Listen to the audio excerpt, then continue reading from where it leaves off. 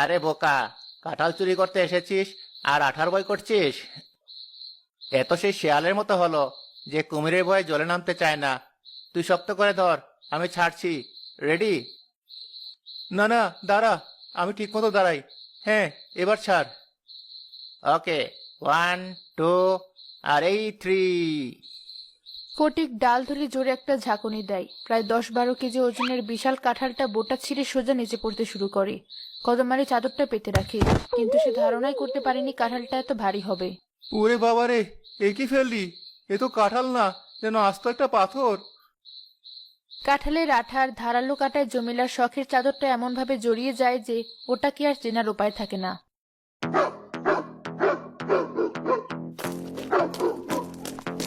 কাদামালি, সর্বনাশ হয়ে গেছে। প্ল্যান বি চালু কর, পালা। প্ল্যান বিটা আবার কি? প্ল্যান বি হলো যে যার মতো জান নিয়ে পালা। হাই হাই, এ তো আঠার সাথে গামের মতো লেগে গেছে, ছাড়েও না। ফটিক, বেঈমান, তুই আমাকে একা ফেলে পালালি। দাঁড়া, কাল তোর একদিন কি আমার একদিন। জমিরার চাদরের চেয়ে নিজের জান অনেক বেশি দামি।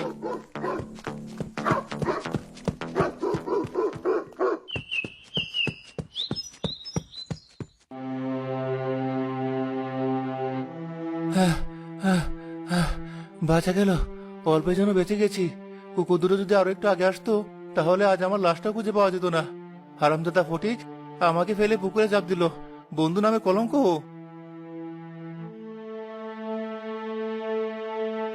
হায় সৃষ্টিকর্তা, চাদরটা তো সেখানে ফেলে এসেছি, এখন কি হবে?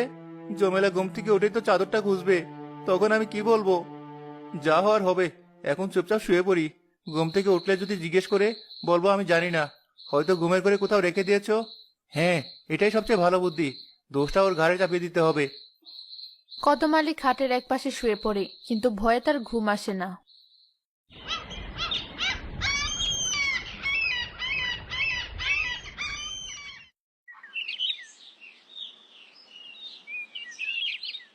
ওমা, গাছের সেরা কাঁঠালটা দেখি নিচে পড়ে আছে। কাল রাতে তো ঝড় বৃষ্টি হলো না, তাহলে পড়লো কিভাবে? ভালোই হয়েছে, ব্যাপারীকে ডাকি, একা তোরে তুলতে পারবো না।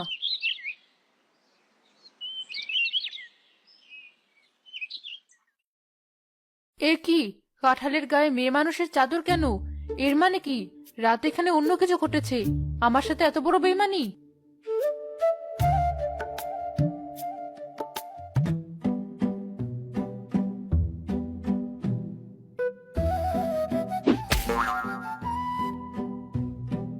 এই চাদর কার? তোমার কোন নতুন নাগরানীর? আমার কোন সতীনের চাদর এটা? হ্যাঁ, আরে কি বলছো সব তুমি? সকাল সকাল মাথা খারাপ হলো নাকি? এটা কি, কার চাদর, কোথেকে এলো? এখন তো বলবেই কোত্থেকে এলো। আমি সব বুঝতে পেরেছি। রাতে চুপি চুপি বাগানে গিয়ে কোন মেয়ের সাথে দেখা করেছিলে? সৃষ্টিকর্তা কসম গিন্নি, আমি কিছু জানি না। তুমি কিসব আজে বাজে কথা বলছো? তোমার কি ধারণা আমি এই বয়সে এসে? এটা নির্ঘাত কোনো চোরের কাজ। কাল রাতে আমার বাগানে কাঁঠাল চুরি করতে এসেছিল। বাজে কথা আমি বলছি? এত সুন্দর এত শৌখিন চাদর কোনো পুরুষ চোরের হয়? তুমি কি আমাকে আস্ত একটা বোকা পেয়েছো? এটা নির্ঘাত কোনো মেয়ে চোরের কাজ। আর সেই মেয়ে চোরকে তুমি আমার ঘরে সতীন করে আনার জন্য ডেকেছিলে। তোমার সাথে কথা বলে আমার ভুল হয়েছে। তোমার মাথায় গোবর ছাড়া আর কিচ্ছু নেই। দাঁড়াও, আমি আর বিহিত করছি, আমি এর শেষ দেখে ছাড়বো। মজিদ ব্যাপারীর রাগে গজগজ করতে করতে চাদরটা হাতে নেন। তারপর পাশে পড়ে থাকা একটা শুকনো বাঁশ নিয়ে সেটার মাথায় চাদরটা পতাকার মতো করে বেঁধে চায়ের দোকানের দিকে রওনা দেন।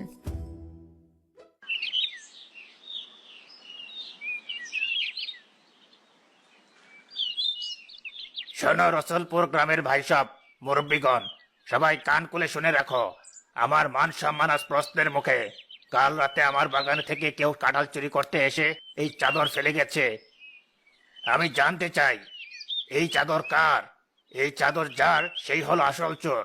তোমরা সবাই ভালো করে দেখো, কেউ কি চেনো এই চাদর? কার বাড়ির বৌজির চাদর এটা? বাহ, চাদরটা তো দেখতে বেশ, একেবারে নতুন মনে হচ্ছে। চোরের শখ আছে বলতে হবে, চুরি করতে এসে এত দামি চাদর নিয়ে এসেছে। নিশ্চয়ই কোনো বড়লোক বাড়ির চোর।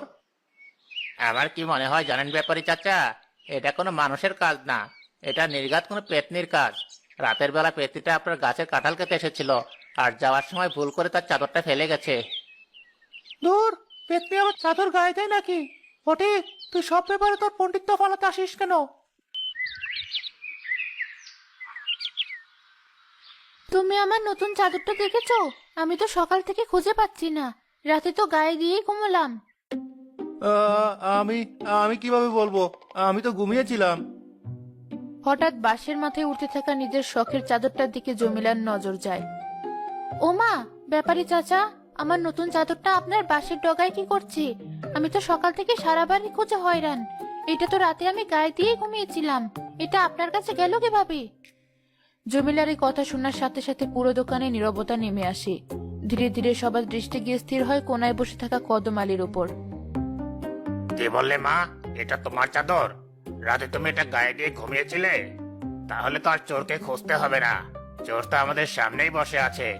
তার মানে তোমার এই গুণধর স্বামী কাল রাতে আমার বাগানে কাঁঠাল চুরি করতে গিয়েছিল।